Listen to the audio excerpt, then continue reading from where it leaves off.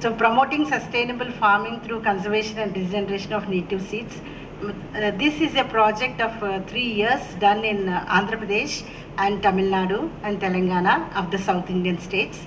And the main thing is we have worked through NGO friends we have taken, where our NGO friends are working to work with the farming communities to come back to traditional native food crops.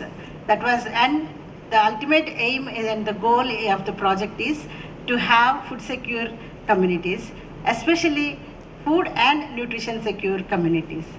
Then the process is mobilizing the marginal and small farmers to make them as a groups, 10 families each a group, as their seed saving families.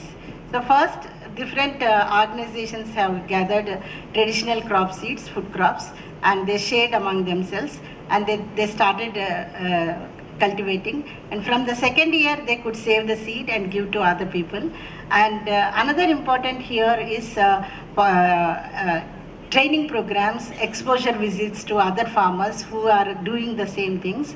And the most important aspect of this project is to withdraw from all sorts of chemical inputs, either it is urea, DAP or chemical fertilizers and pesticides. So total withdrawn from the chemical input agriculture was a big challenge to convince the farmers, because we are only doing the research, we can only compensate a few things, but they are actually, it is their livelihood and it is their life. So to convince them that irrespective of chemical application, and if you withdraw from the chemical applications, you will receive yields, was a great challenge in this project.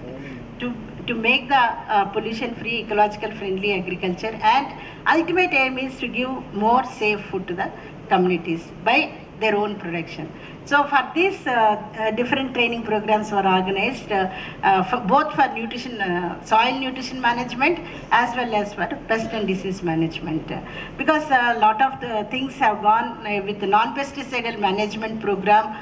In Andhra Pradesh, there was so much literature and so many projects are already happened that helped us a lot to give farmers different kinds of input. And simultaneously, side by side, nutrition education was also one of the components of the program. And this was done through ICDS and Asha Didi and our own local field officers, facilitators. It's not a big things, but very small things we have used, like doing by themselves, recipe contests, recipe demonstrations, and also color schemes and different things like that. Small things made a big difference. And also we used different food exhibitions. You can also see in our premises also, like that raw food exhibitions. When they aggregate different foods, they could see the wealth of foods. Oh my God, so many uncultivated greens are there, so many tubers are there. Why we are eating only potato? Why we are eating only rice? Why don't we have? So such type of challenging themselves, not any other, challenging themselves has created. And the local food exhibitions and indigenous food systems, these forest foods, uncultivated foods, all these have given them a lot of confidence that it is not only that cultivated agriculture that sustains them, but neighborhood food sources also sustains them. And then the project helped them to establish small farmer seed saving groups, and now the second phase has started from March 18. These farmers became master trainers. So these farmers became master trainers, and they have identified lot of crop varieties, like 79 food crop varieties they have revived and regenerated, I can say. Like it was a cotton belt and they were working with chemical agriculture, but at the end of the day, today if you see their fields, it's all biodiverse mixed crops, and they revived many traditional varieties. Lack of time, I am not giving the list. Any one of you are interested, you can take from my email or anything. So, and we also did little scientific evaluation also, and dietary diversity scores we have taken before and after, and there was a good difference in the dietary diversity before and after.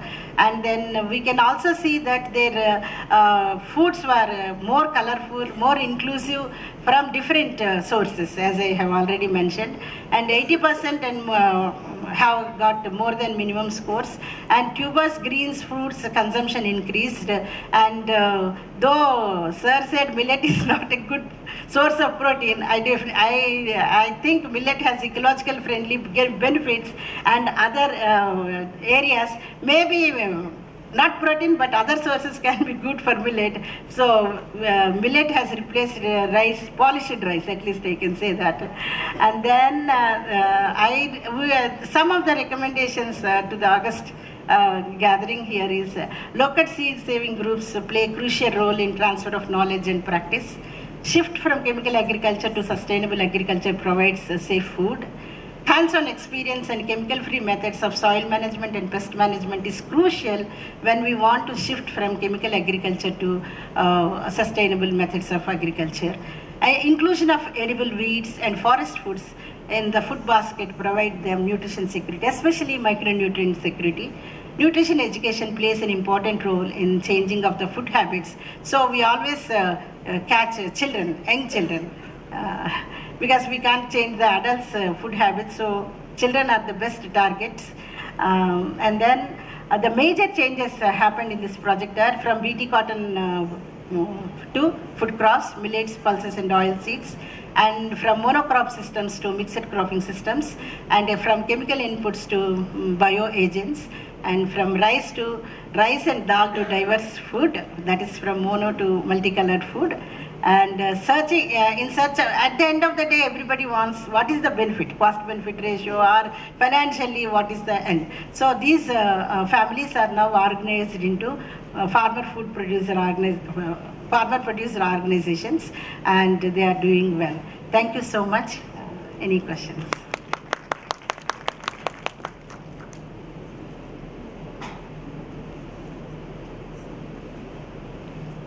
Yes, sir. Financially for the farmers. Also, was there an improvement in their nutritional status? Sir, it's beneficial to, financially also it was beneficial, because they were also producing pulses, and they are also we organized them to add value-added products through millets. So they have started a local, what I can say, small businesses like Muruku, bakery biscuits with the pearl millet, bakery biscuits, and cake with the foxtail millet, and dilpas and local varieties. So that is how we linked. And we also, because farmers are organized, 995 farmers are organized into farmer producer organization. So now they have a market access also. So that is because they are producing organically, but we have to wait another 1 year, sir, because the cycle has to complete at least 3 years. So once they complete this year, they will get organic product. They get certified as organic products. And one thing lack of time I didn't mention, they are also part of PGS, Participatory Guarantee System. So in that way also they will get after 3 years, they will get the certificate. That's how we are enhancing their income levels. And for nutrition, we need some more concrete studies to conclude. Thank you, madam. It looks like a huge social movement you have started. And